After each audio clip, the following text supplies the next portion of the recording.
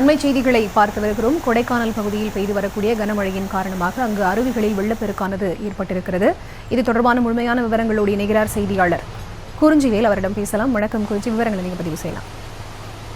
நிச்சயமாக திண்டுக்கல் மாவட்டத்தில் உள்ள பகுதிகளில் கனமழை பெய்ய வாய்ப்பு இருப்பதால் இங்குள்ள பள்ளி விடுமுறை அளிப்பதாக மாவட்ட நிர்வாகம் அறிவித்துள்ளது. இதனைத் தொடர்ந்து கொடைக்கானல் மலைப்பகுதி முழுவதுமே நேற்று காலை 30 வரை தொடர்ந்து விடிய விடிய கனமழை பெய்து வருகிறது. குறிப்பாக நேற்று மட்டும் 130 மில்லிமீட்டர் அளவுக்கு மழையின் அளவு பதிவாகி உள்ளது. இதன் காரணமாக கூக்கால் கிராமத்துக்கு உட்பட்ட மூங்கில்காடு பகுதியில் உள்ள ஆற்றில் இன்று காலை வெள்ளப்பெருக்கு ஏற்பட்டுள்ளது. இந்த பகுதியில் இருக்கக்கூடிய சுமார் 100க்கும் மேற்பட்ட கிராம மக்கள் இந்த ஆற்றை கடக்கும் பெரும் அவதியடைந்து வருகின்றனர். மேலும் தொடர்ந்து இந்த கனமழை பெய்து வருவதால் இப்பகுதியில் உள்ளவர்கள் ஆற்றை கடக்க வெளியே முடியாமல் தங்களது வீட்டிலேயே முடங்கி உள்ளனர்.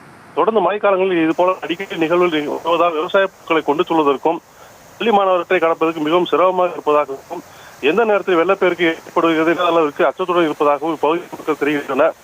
எனவே மாவட்ட நிர்வாகம் இதனை உடனே ஆய்வு செய்து நிரந்தரமாக பாலம் அமைக்க வேண்டும் என கோரிக்கையும் எடுத்துள்ளனர் குறிப்பிடத்தக்கது. விவரங்களை வழங்கியமைக்கு நன்றி குறிஞ்சிவேல்.